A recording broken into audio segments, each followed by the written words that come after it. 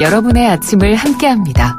94.5MHz YTN 뉴스 FM 신율의 출발 새 아침.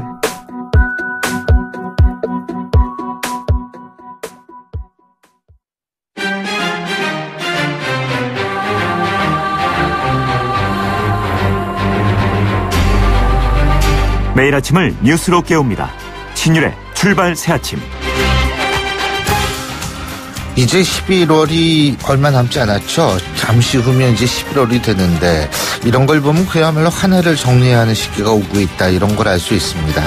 그런데 요새 정치권을 보면은 정리를 하는 것이 아니라 일을 오히려 복잡하게 꼬이게 만들고 있습니다. 통합을 한다면서 오히려 분열된 모습을 보이고 있고요. 따질 일이 있으면 제도라는 테두리 내에서 본인들에게 주어진 권한과 의무를 다하면서 따져야 하는데 지금 모습을 보면은 그렇지 못합니다. 이런 식으로 하다가는 내년 예산도 또다시 대충 자기들 지역구 것만 챙긴 채 그냥 넘어가는 것 아닌가, 이런 걱정이 됩니다. 이런 모습을 우리는 언제까지 봐야 하는지 그것이 궁금합니다. 신율의 출발 새 아침 오늘 순서 시작합니다.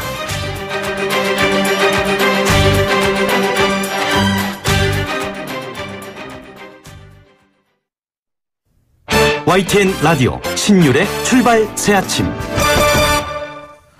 예, 지금까지 들어온 뉴스 정리해 보겠습니다. 백병규 시사평론가 스튜디오에 나와 계십니다. 어서 오십시오. 안녕하십니까. 예, 국정원 댓글 수사를 방해한 혐의로 받고 있는 장호중 전 부산지검 검사장이 어제 피의자 신분으로 검찰에 출석해서 조사를 받았죠. 네, 그렇습니다. 장호중 전 부산지검장 오늘자로 이제 그 법무연수원 그 연구위원으로 발령이 났죠. 네. 그러니까 어제까지는 부산지검장이었습니다. 네. 그러니까 부산지검장 신분으로서 그 조사를 받은 셈인데요. 현직 지검장이 그 소환 조사를 받은 것은 그 이번이 처음이라고 하죠. 네, 검사장급 이상 그 현직 검사가 피의자 신분으로 조사를 받은 것은 지난해 그 넥슨 특혜 사건 때 이 진경준 전 검사장이 있습니다. 그 이후 이제 그 두 번째인데요. 이 장호중 전 그 부산지검장은 그 2013년 이 국정원 감찰실장으로 일하면서 이 당시 그 국정원 파견 다른 검사 2명과 함께 국정원 댓글 사건에 대한 당시 검찰의 압수수색과 수사에 대해서 이 태스크포스를 꾸려서 이제 그것을 이제 방해한 혐의를 받고 있는데요. 예. 뭐 사이버 심리전단의 그 위장 사무실을 만들었다거나 아니면 국정원 직원들의 그 진술에 대해서 허위 진술을 하도록 했다. 이제 이런 혐의를 받고 있습니다. 예. 자, 그리고 이렇게 검찰이 수사를 지금 속도를 내고 있는 것 같은데 역시 댓글 수사 방해 혐의로 수사선상에 오른 국정원 전 국장이 자살 시도 우려가 있어서 긴급 체포했다, 이런 소식도 있네요. 그러네요. 이 국정원의 문모 전 그 국익정보국장인데요. 역시 뭐 2013년 검찰이 그 국정원 그 압수수색 당시에 그 위장사무실 등을 그 마련한 혐의를 좀 받고 있습니다. 검찰은 이제 그 당초 이 문 전 국장을 어제 소환 조사할 예정이었는데 지난 27일 그 긴급 체포해서 구속영장을 이제 어제 청구를 했습니다. 이 문모 전 국장이 그 유서를 작성해서 남겨줬다고 하네요. 아마 이런 사실들이 이제 그 가족들을 통해서 이렇게 알려지고 그러면서 일단 긴급 체포를 해서 조사를 좀 먼저 시행을 했다고 그러네요. 예. 어떻게 됐든 간에 이렇게 그 결심을 하면 안 되죠. 글쎄 말이죠. 예. 네. 자, 이 정책인데 이 자유한국당이 이제 이번 주가 아주 운명의 한 주가 될 것이다. 지금 이런 얘기들이 많죠. 11월 2일인가가 아마 박근혜 전 대통령에 대한 그 출당 문제가 3일로 일단 3일인가요? 3일로 잡혀 있는데요. 근데 이런 이야기를 하면 꼭 또 한 주 미뤄지고 그러더라고요. 아니, 근데 이거는 미뤄지지 않을 것 같은데요. 그래요? 네, 이거는 딱 시한이 정해져 있는 거 아니에요. 네. 의원총회는 아니지만 다르지만 그렇죠. 문제가. 네. 이 박근혜 전 대통령의 그 출당 문제를 최종 결정할 자유한국당의 그 최고위원회 원래 사실은 이제 그 오늘 예정돼 있었습니다. 그런데 이게 3일로 늦춰졌는데 지금 네, 이 자유한국당이 그 국정감사 전면 보이콧에 들어가지 않았습니까? 예. 그래서 오늘은 이 원내대책위와 함께 그 의원총회를 이제 열기로 했다고 하죠.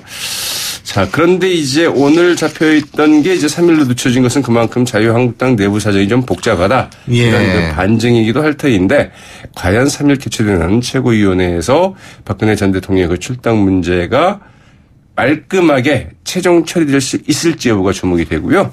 이 서청원, 최경환 의원의 그 출당 문제도 남아있지 않습니까? 네. 이를 위한 그 의원총회가 과연 수집될 것인가? 이 부분도 이제 주목이 되고 있습니다. 그리고 이 홍준표 대표와 그 서청원 의원의 네, 정말 혈중 암투라고 해야 되나요? 네. 네, 아무튼 이런 이 성완종 사건 증인을 회유해달라고 부탁하는 그 전화통화 녹취록 파일이 있다.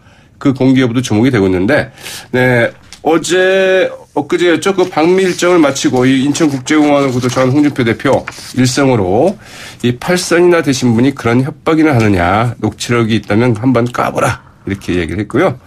그러자 이런 또 이제 그 귀국 발언을 접한 서청원 의원 측에서는 이 기자들에게 그 문자 메시지를 보냈습니다. 홍 대표는 그 증인인 그 윤모 전 경남기업 부사장이 2010년과 2011년 그 당대표 경선 당시에 홍 대표의 그 언론 특보였다는 사실은 좀 얘기하지 않고 있다. 곧 진실이 밝혀질 날이 올 것이다. 이렇게 얘기했다고 그러네요. 그런데 이제 이런 문제가 어떻게 해결되느냐 하고 맞물려 있는 문제가 바른정당 문제 아니겠어요? 특히 이제 바른정당의 통합파 의원들이요. 그죠? 네. 예. 어제 6명이 이제 모였습니다. 네. 이 김무성, 강길부, 김영우, 김용태, 황영철, 정양석 의원. 통합파 6명이 어제 그 저녁 그 국회의원회관에 김무성 의원 사무실에 또 모였다고 그러네요. 그래서 대책위를 갖고 11월 3일 그 한국당 그 최고위원회 그 결과를 보고 탈당 여부를 좀 확정하기로 했다는 소식입니다. 황영철 의원 회동이 끝난 후에 이번 주에 그 의원총회도 있고 한국당 최고위의 그 중요한 결정이 있는 시기이기 때문에 통합 관련 결정들은 아마도 이번 주 안에 다 이루어지지 않겠느냐. 이렇게 이야기를 했는데요. 탈당 규모에 대해서는 그 최소 7명이나 8명이 그 같이 움직일 것이다. 이렇게 얘기를 했습니다. 그래서 당초 그 장담했던 과반, 즉 10명은 넘기기 힘들게 됐다. 이제 이런 부분을 좀 자인하는 것으로 풀이되고 있기도 하죠. 근데 뭐 10명이 그게 10명이 되나 안 되나 사실은 바른정당이 입는 타격은 마찬가지예요. 한 명만 빠져도 그렇죠. 교섭단체가 부서지는 거니까. 맞습니다. 자, 홍종학 중기부 장관 후보자 이 딸한테 중학생이죠 지금. 네. 2억 2천만 원 증여 문제. 근데 이게 뭐 쪼개기 중요하다 또 이런 얘기도 있는 거 아니에요? 홍종학 이제 후보자는 의원 출신이죠. 지금 현역 의원은 아니지만 그래서 의원 출신 뭐 장관 후보자의 그 인사청문회 불패 네, 이 관례가 이번에 뭐 깨지는 것 아니냐 뭐 이런 시각도 좀 있는데요. 홍정학 후보자의 그 딸이 그 초등학교 당시 그 8억 원이 넘는 이제 그 지분을 증여받은 사실 논란이 되고 있지 않습니까? 여기에 이번에는 그 증여세 납부를 위해서 그 이 딸이 그 2억 2천만 원을 어머니로부터 이제 빌렸다는 사실이 알려지면서 역시 증여세 탄로 논란이 또 제기되고 있습니다. 11살이던 그 2015년 그 외할머니로부터 그 서울시 충무로 상가 집은 현재 한 9억 4,400여만 원 정도 된다고 그러는데요. 이것을 물려받은 딸이 그 증여세를 낼 돈이 없자 홍 후보자 부인이 그 지난해 2월과 4월 각각 그 1억 1천만 원씩 모두 그 2억 2천만 원을 이제 빌려줬다고 합니다. 그러면서 이 금전 소비 대차 계약이라는 것을 맺었다고 하네요. 아유, 중학생이 저보다 나아요. 이렇게 막 억대된 동그랬다고. 하고 이제 어머니하고 딸하고 네. 또 이제 이렇게 빌려주고. 뭐 자본주의의 조기 교육이다. 또 이렇게 볼 수도 있죠. 그 부모와 자녀 간 금전거래라고 하더라도 이게 사실 실질적으로 증여에 해당하면 증여세 내야 되는 거 아니에요? 그렇죠. 이제 세법은 그 부모와 자녀사이의 그 금전거래라도 이 적정 이율 등을 주지 않았을 때는 이제 증여로 보고 증여세를 이제 물리도록 돼 있는데 마치 이게 제3자와의 거래, 즉 타인과의 그 거래처럼 금전 소비 대차 계약. 그러니까 이제 말하자면 차용증을 서로 공증을 해서 쓰고 거기에 또 이제 적정 이자까지 다 주도록 돼 있다고 한다면 그리고 적정 이자를 쳐서 갚은 사실이 확인이 되면은 증여세 과세 대상에 제외가 된다고 합니다. 이 편법 증여 논란에 대해서 그 홍정학 후보자 쪽은 이자 비용도 건물 임대료를 받아서 그 꼬박꼬박 내고 있는 만큼 법 위반 사항은 없다고 해명을 했습니다. 어머니가 그 딸의 증여세를 그 대신 내주었다면 증여세 3천여만 원 정도를 좀 내야 되는데 이를 이제 주머니 돈이 그 쌈짓돈 형식의 모녀간 돈 거래로 이를 좀 회피한 것 아니냐 이런 지적을 좀 받고 있죠. 정리를 해보자면 이거죠. 불법 범법은 없는데 이게 편법이 될 수 있다 이런 얘기 아니겠어요? 네, 사람들의 마음의 법으로 보면은 가장 큰 법 금도를 좀 어긋난 것 아닌가 이런 것도 좀 해보게 되죠. 예, 오늘 말씀 잘 들었습니다. 고맙습니다. 네, 고맙습니다. 예, 지금까지 백병규 시사평론가였습니다.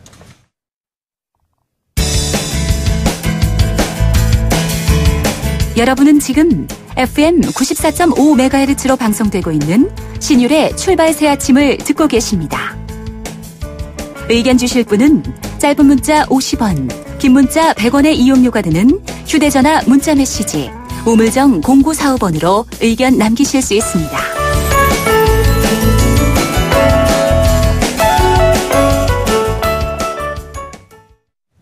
문재인 정부 출범 이후 처음으로 치러진 국정감사가 이제 막바지로 향해가고 있는데 문제는 제1야당이죠. 이 자유한국당이 방통위 박문진 이사 선임과 관련해서 반발하고 있고 그래서 국정감사 보이콧에 나섰다는 점입니다. 여당은 여기에 굴하지 않고 정상적으로 진행하겠다는 입장인데요. 자, 직접 입장 들어보겠습니다. 더불어민주당 우원식 원내대표 전화 연결하겠습니다. 우 대표님 안녕하십니까? 네, 안녕하세요. 우원식입니다. 예. 아유, 오늘 갑자기 추워졌어요. 네, 아침에 나오는데 많이 쌀쌀하더라고요. 그렇죠. 네. 자, 촛불 집회 1주년 기념 행사가 지난 주말에 열렸죠. 예. 네네. 어떻게 민심에 지금 현재 우리나라의 모습이 잘 부응하고 있다고 보십니까? 네, 저도 지난 토요일 날 촛불 집회 1주년 기념대를 다녀왔는데요. 1년 전 촛불 집회가 이렇게 오버랩 되면서 아주 감동적이더라고요. 지난 1년 동안 많이 바뀌었습니다. 국정농단 주역들이 감옥에 갔고 평화적으로 정권 교체가 이루어져서 안정적으로 국정 운영을 해나가기 시작을 했죠. 이게 제일 큰 변화고요. 예. 문재인 정부가 탄핵 뒤에 정부를 넘겨받아서 큰 혼란 없이 안정적으로 국정 운영 기틀을 잡았다고 보여지고 또 국정농단 사태까지 가게 된 적폐 청산 그리고 일자리를 최우선 과제로 해서 민생 경제 살리기에 매진하는 모습에서 국민들의 신뢰를 많이 받고 있는 거 아닌가 이런 생각이고요. 저희 여당도 국회 상황이 녹록지 않긴 합니다만 그런 속에서도 정부 조직 개편이나 또 인사 청문 절차, 추경 등에서 새 정부가 원활하게 출범할 수 있도록 저희도 숨가쁘게 달려왔다 이렇게 생각하는데 그러나 역시 이제 여소야대의 한계가 있고 또 다당제에서 협치를 통한 개혁 추진이 이렇게 더뎌지고 있는 면이 있습니다. 그래서 그 점에 대해서 여당부터 좀 더 책임감을 가지고 이제 남은 정기국회에서 예산, 입법 여기에 국민들이 체감할 수 있도록 더 노력해야 되겠다 이렇게 생각하고 있습니다.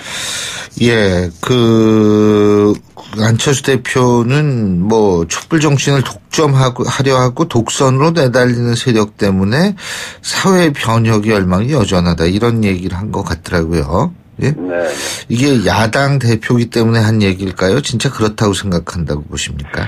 우리 국민들의 사회 변혁의 열망이 대단한 거는 맞는 말씀이고요. 네. 이제 이 사회 변혁의 열망이 대단한 거는 국정농단의 뿌리가 그만큼 깊고 과거 적폐의 뿌리가 그만큼 깊은 거거든요. 네. 국회가 여소야대가 되어 있는 상황에서 야당의 협조가 제대로 이루어지지 않은 측면이 아주 크죠. 그래서는 이번에 안철수 대표까지 포함해서 이번 남은 국회에서 정말 이 적폐를 청산하고 국민들의 민생을 살피는 예산과 입법 여기에서 정말 협력을 하는 그런 국회가 됐으면 좋겠다는 그런 바람을 가지고 있습니다. 자, 적폐 청산, 인사청문 절차 이런 말씀 쭉 하셨는데 네. 한 가지만 좀 여쭤볼게요. 홍종학 중소기업벤처부 장관 후보자요. 지금 각종 의혹이 지금 또 나오고 있는데 특히 이제 증여에 관한 부분이 나오고 있는데 어떻게 보십니까? 우원식 대표님은? 일단 이제 홍종학 후보는 저하고 19대 국회에서 이 을지로위원회, 을을 위한 위원회 활동을 하면서 정말 중소기업 소상공인들의 갑의 횡포, 을의 눈물 현장에서 누구보다 빛났던 인물이고요. 그래서 이런 중소벤처기업부가 갖고 있는 불공정한 갑을관계나 이런 혁신성장 정책 이런 데 있어서 일을 잘할 분이라고 생각하는데 이런 이제 여러 가지 의혹들이 제기되고 있죠. 그래서 이것이 탈세를 목적으로 한 불법 행위인지 이런 것들에 대해서 본인의 해명은 장모님이 건강이 악화돼서 국회의원 재직기간에 재산을 정리하는 상황에서 이런 문제들이 발생했다고 그러는데 이건 청문회를 통해서 그 의혹과 자질에 대해서 차분하게 검증을 해봐야 될 일이다 이렇게 생각합니다. 그러니까 뭐 지금 더불어민주당 내에서는 아직 확실히 정리된 입장은 없다 이렇게 해도 되는 건가요? 이제 후보가 결정이 돼서 여러 가지 언론을 통한 청문 작업, 검증 작업이 진행되는 거 아니겠습니까? 그래서 나오는 의혹이나 문제가 있으면 청문 절차를 통해서 본인이 해명하고 또 그것이 국민의 눈높이에 맞는지 또 불법이 있는지 없는지 이런 것들을 청문 과정에서 자세히 듣고 그러고 국민들이 판단해 가시면 될 일이다 이렇게 생각합니다. 자, 그리고요. 자유한국당의 방통위가 이 박문진 보궐이사 선임해가지고 이거 가지고 반발해가지고 문재인 정부가 방송장을 시도하고 있다. 지금 이런 주장하면서 국정감사 보이콧하지 않습니까? 그죠? 네네. 이거 어떻게 생각하십니까? 이 방송 장악이라고 그러는데 지금 이제 양대 공영방송이 2달 가까이 파업이 진행되고 있지 않습니까? 국민들 걱정도 굉장히 높죠. 그래서 하루속히 정상화를 해야 되는데 저희는 정상화의 방향은 지난 9년 동안 정권의 입맛에 맞게 변질된 공영방송을 국민의 편에 설 수 있도록 이렇게 국민에게 돌려드리는 거라고 생각합니다. 그래서 이 공영방송의 주인은 국민이고요. 그래서 지금 이사진 선임하는 문제 가지고 그러는데 공영방송을 운영하는 이사진 임명도 정치권이 관여할 문제가 아니고 방통위가 법에 정한 절차에 따라서 결정한 일이다 이렇게 생각을 합니다. 이 자유한국당이 자신들이 여당 시절에 추천한 이사들을 두고 자신들이 추천했기 때문에 이번에도 자신들이 해야 된다 이렇게 이야기하는데 이건 정말 방송에 정치권이 개입하는 거다 이렇게 생각을 하고요. 그리고 그런 논리에 대해서 한 말씀만 더 드리면 자신들이 정부 여당일 때 추천했다고 해서 아직도 자신들의 몫이다 이렇게 주장하는 건 참 어처구니 없는 주장입니다. 그 사이에 이 정권이 바뀌었거든요. 정권이 바뀌어서 정부 여당이 바뀌었습니다. 이 정권이 아직 바뀐지를 잘 모르는 모양인데 지금 여당은 민주당이죠. 근데 이제 우리 민주당은 방송을 앞에서 말씀드린 대로 국민에게 돌려드린다는 차원에서 그동안 관례에 따라서 이제 그 정당들이 추천했는데 그건 그렇게 하지 않고 법이 정하고 있는 바대로 방통위에서 자체적으로 결정할 수 있도록 저희들의 추천목도 내려놓았습니다. 더 이상 정상적인 절차에 대해서 이렇게 어거지를 계속하는 것은 정말 옳지 않다 이렇게 말씀드리고요. 이 공영방송은 정말 국민의 손으로 이렇게 돌려드려야 된다 이렇게 말씀드리고 싶습니다. 그러면은 민주당은 앞으로도 방통위한테 그 방통위원 선임을 맡기겠다 이렇게 해도 되겠어요? 기본적으로 그런 입장입니다. 그러니까 이 보궐이사 선임 말고도 다른 이사를 선임할 때에도 우리는 터치 안 하고 그냥 방통위한테 맡기겠다 이렇게 이해해도 되겠습니까? 기본적으로는 그런 방향인데요. 지금 이제 방송법이 국회에 제출되어 있는 게 있습니다. 그거는 이제 여야 간의 논의를 통해서 향후의 절차는 정해갈 것이다. 이렇게 방송법 개정과 함께 그 문제는 더 논의해 나갈 생각입니다. 근데 기본적으로는 이제 방통위한테 맡기는 걸 기본적으로 그렇게 생각하고 있다. 이렇게 이해하면 되겠네요. 그죠? 네, 기본적인 방향은 그렇고요. 지금 방송법을 국회에 내놓은 게 있거든요. 특별 다수제를 포함해서 그런 법의 논의를 통해서 이 문제를 해결해 가겠다 이런 입장입니다. 근데 지금 이 문재인 대통령이 국회 시정연설 하잖아요. 11월 1일이니까 이게 내일 모레네요. 그죠?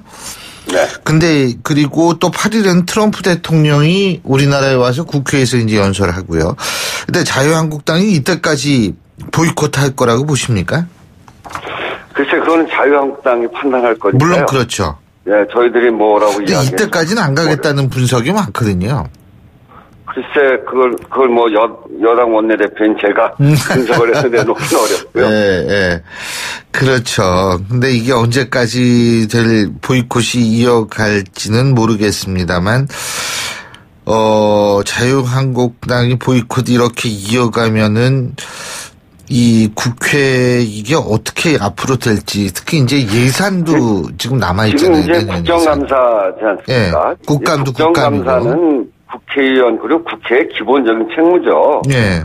국감을 보이콧하는 거는 사실은 이게 웬만해서는 할 일은 아니고 이건 국회의원 본 역할을 망각하는 행위인데요. 그럼 지금 말씀하시는 대로 국감이 끝나면 이제 다음 달 초부터 예산 그리고 법안이 진행이 되는 거 아닙니까? 네. 이번에 법안과 예산은 정말 중요한 그런 논의를 해야 되는 것이고, 그래서 저희는 흔들림 없이 이런 예산과 법안 심사에 착수할 예정이고요. 그래서 자유한국당에게도 국회 정상화를 촉구할 생각입니다. 네. 근데 하여튼 자유한국당이 어떻게 판단할지는 잘 모르겠습니다만 저희는 다른 야당과 또 협력을 해서 예산과 법안 심사에 차질이 없도록 그렇게 해나갈 생각입니다. 그렇군요. 자, 그리고 어쨌든 이 자유한국당 홍준표 대표, 이거 좀 다른 얘기인데요. 네. 전술핵 배치 문제를 얘기하러 미국을 방문하지 않았습니까? 네. 돌아오면서 집권당인 공화당 관계자들이 대부분 적극적이었다.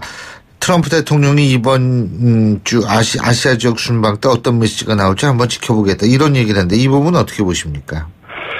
글쎄, 홍준표 대표가 방미를 해서 거기서 말씀하셨던 여러 가지 것들을 보면 국익에 어떤 도움이 됐는가, 그리고 전술핵 등 주장에 미국 조회에서 어떤 동의를 얻어냈는가라는 걸 보면 저희들이 보기에는 대단히 부정적이고요. 그 논의 과정에서도 미국 전문가들도 동의하지 못했던 그런 주장이었죠. 사실은 거의 혼자 주장하고 온 게 아닌가 이런 생각이 드는데요. 이런 거는 정말 책임 있는 야당의 모습은 아니다 이렇게 생각하고, 더구나 미국 고위 관계자들 앞에서 새 정부를 아주 노골적으로 비난하고, 그리고 이렇게 저희로서는 전술핵 배치는 매우 위험한 주장이다 이렇게 보는데, 이런 주장들이 국익을 심각하게 손상한 행위다 이렇게 저희들은 보고 있죠. 국익을 손상한 행위다. 근데 그럼에도 불구하고 홍준표 대표가 문재인 대통령한테 1대1 여야 안보 영수회담을 제안을 했는데, 사실 지난번에 여야 대표들과 대통령과의 저녁 식사 자리는 안 가지 않았습니까? 그죠? 네.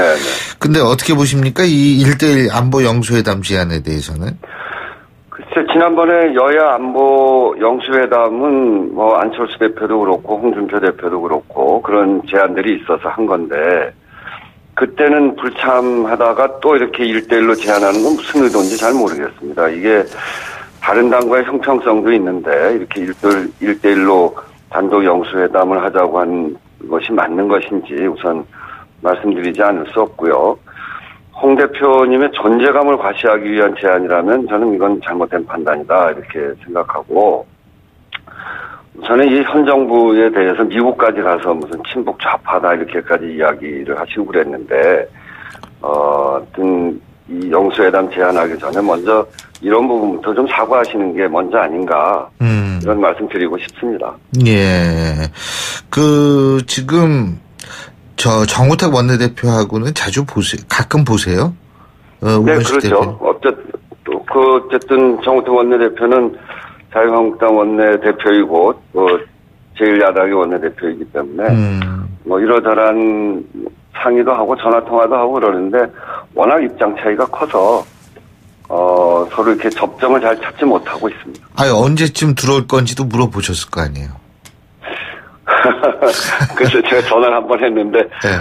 통화가 안 돼서 아직 이야기 못 들었어요. 리턴 콜이 안 와요?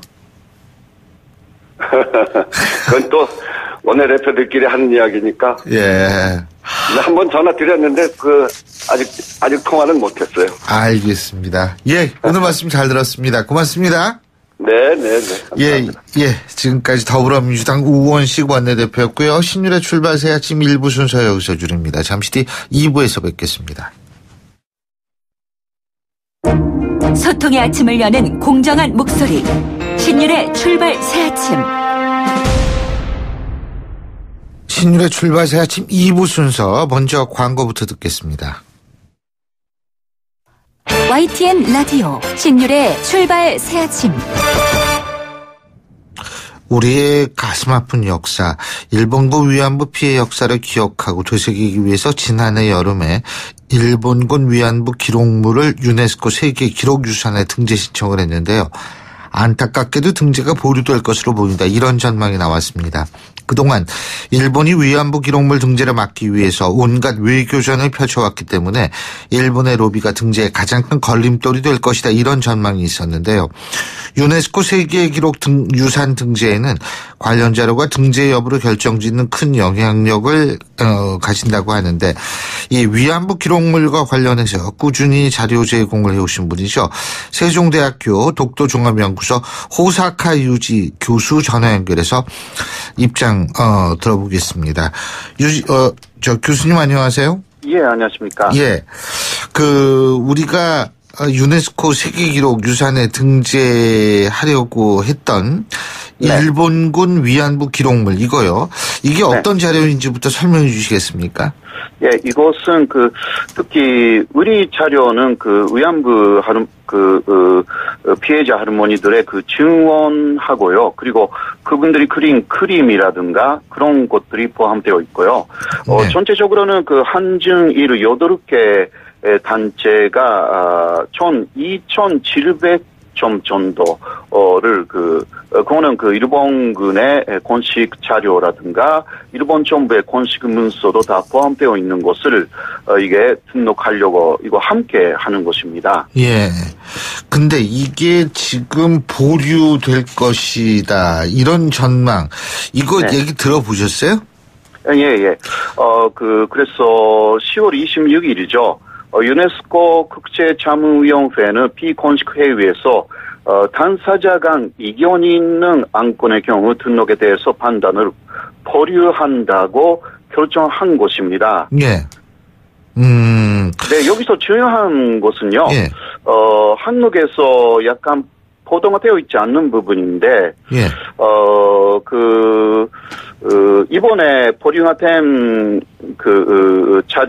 자료는, 신청 자료는 2점이라고 밝혔어요. 2점이요? 예, 2점이라는 것은, 아까 제가 말씀드린 2,700점을 한 점으로 보고, 그거는 그리고 한정일 등 발개국이 신청한 것이고요. 네. 또 한 점이 일본의 보수단체가 낸 위안부 자료가 있습니다. 예. 그것이 위안부와 일본군 근율에 관한 기록이라고 해서 위안부는 합법적인 제도였다라고 우리의 자료를 무릇하게 하는 자료입니다.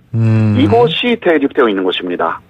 2,700점을 한 점으로 계산을 했군요. 그죠? 예. 그런 것입니다. 그런데 일본 보수단체가 낸 자료는 2,700점보다 좀 적을 거 아닙니까? 예. 많지는 않습니다. 많지가 않죠. 근데 예. 그 숫자로 물론 세는 거라는 것은 아닙니다만 2,700점을 한 점이라고 하고 그거보다 훨씬 적은 자료도 한 점이라고 하고 결국 네네. 대등한 가치로 이걸 판단했다 이 말씀이시잖아요. 그죠? 예, 그런 것입니다. 거기에는 일본의 로비가 엄청나게 계속 되어 왔고, 10월에 특히 18일에 유네스코 집행위원회가 열렸고요. 네. 거기서 일본 쪽의 주장을 거의 다 받아들였습니다. 일본 쪽의 주장은, 당사자가 위견을 적극적으로 말할 수 있는 제도로 바꿔야 된다라든가 아까 말씀드린 전체적인 대립이 있는 것은 그것은 보류해야 된다라든가 거기에 모든 것이 동원되었다고 할 수 있습니다. 예. 아, 그렇군요. 그러면은 일본의 로비가 이렇게 작용을 했다. 그렇다면은 이 다음번에 우리가 이것을 만일 보류가 됐을 경우에요. 이것을 다시 추진하더라도 일본의 로비가 여전하다면 이게 굉장히 전망이 어두웠지 않나 이런 생각이 들 수도 있을 텐데요. 예. 네. 역시 그러나 예를 들면 일본이 미국 쪽의 흉내를 조금 내고 있습니다. 미국 쪽이 있네요. 예. 미국은 팔레스티나가 유엔에 가입했기 때문에 네. 그것은 전체적으로 유네스코가 오히려 팔레스티나 문제를 이용한다는 식으로 해서 분담금 22% 그거는 미국이 제대죠. 그것을 2011년에 중지시키고 이달에 바로 이달에 탈회해버렸어요. 유네스코를. 탈퇴했다 이거죠. 네, 탈퇴해버렸습니다. 네. 일본이 그러니까 그 다음 가는 그 10% 분담금을 내는 나라인데요. 이런 부분은 그러니까 위안부 문제를 전체적인 이용이다라고 해서 그 미국을 어떤 면에서는 그 흉내를 내는 거죠. 우리도 탈퇴할 수 있다 이거죠. 예, 탈퇴도 할 수 있고 분담금을 내지 않을 수도 있다. 이런 입장인데요. 네, 그러나 미국의 그러한 그 탈퇴에도 불구하고 유네스코는 팔레스타인 문제에 대해서는 좀 확고한 입장이 있는 것 같아요. 예, 네, 그러니까 위안부 문제에 대해서도 그렇게 일본이 외부적인 요인으로 예. 어떤 면에서는 위협을 가한다 하더라도 예. 미국에 대해서도 확고한 입장이었던 유네스코가 그렇게 흔들리지 않은 것이 아니냐. 그거는 제 생각인데요. 예. 그러니까 일본 쪽에서 제출한 그 자료에 대해서 우리 정부가 어느 정도 분석을 하고 예. 검토를 하고 그게 2015년에도 그때도 냈고요. 그러니까 예. 그때도 중국정에서 낸 난징 대학살 자료는 등록되었지만 위안부 자료는 보류가 된 것입니다. 이게 다시 되풀이되어 있기 때문에 그 부분에 대한 분석 검토 그리고 일본 쪽의 논리를 극복하는 작업이 잘 되었는지를 일단 봐야 될 것 같아요. 제가 보기에는. 근데 이렇게 분담금 안 내겠다, 이런 식으로 나오게 될 경우에는 사실 우리로서는 이걸 어떻게 해야 되는지 참 그게 고민일 것 같아요. 예, 네. 사실 유네스코가 신념을 그렇게 관철을 시킨다면 일본을 탈퇴시키고, 그 다음 분담금은 남아있는 중국도 지금 G2가 아닙니까? 그렇죠. 예. 다시 한번 분담금을 매기고 그렇게 해서 충분히 할 수 있다고 생각합니다. 또 유네스코도 구조 조정을 하고요. 이런 식으로 하면 유네스코의 촌신 자체는 유지할 수 있다고 저는 생각합니다. 예. 그러니까 돈을 선택하느냐, 유네스코의 촌신을 선택하느냐라는 것은 유네스코 쪽에 우리가 더 주장해야 되는 부분이고요. 예. 그리고 일본이 탈퇴되었다고 해도 유네스코의 막강한 힘은 그대로 남는 것입니다. 이런 부분이 그렇다면 그렇게 해야 되고요. 그리고 아까 자료 부분이 우리가 그대로 별로 검토하지도 않고 그대로 했고 일본이 예를 들면요. 예. 그렇게 위안부는 합법적이었다라고 주장하는 일본 단체들이 유네스코의 인권위원회라든가 그런 데서 연설까지 하고 있습니다. 연설을 하고 있다? 예. 그러니까 이런 부분들이 한국에 많이 알려지지 않지 않습니까? 예. 그러니까, 그런 부분에서 그냥 일본의 로비라든가 일본의 그냥 음모에 의한 내용이다라고 보지 말고, 적극적으로 우리는 일본이 어떻게 나와 있는지를 좀 더 전면적으로 정확하게 파악하고 우리 민간인들도 좀 더 참여할 수 있는 그러한 정보가 많이 한국 내에 있어야 된다고 저는 생각해요. 그러니까 이제 교수님 말씀은 실제적으로 로비뿐만이 아니라 그쪽은 아주 적극적으로 나서가지고 자신들의 주장을 밝힐 수 있는 연설도 하고 이러는데 좀 우리는 그런 점에서 소홀히 했다는 느낌이 있다 이 말씀이시네요. 그죠? 예. 약간 그러니까 이쪽의 자료가 확실하기 때문에 좀 많이 안심한 부분이 있는 거 아니냐. 근데 일본은 그것을 부정하려고 온갖 노력을 하고 있는 거죠. 왜냐하면 위안부 문제라는 것은 일본의 최대 외교 문제이고, 일본의 최대 수치입니다. 이게 유네스코 세계 기록 유산에 등재된다면, 2015년 12월에 한일 위안부 합의를 한 것이 다 의미가 없습니다. 일본에서는요. 예. 이런 부분에서 외교적인 엄청난 노력을 일본 정부뿐만이 아니라 일본의 보수 단체가 굉장히 열심히 뛰고 있는 것입니다.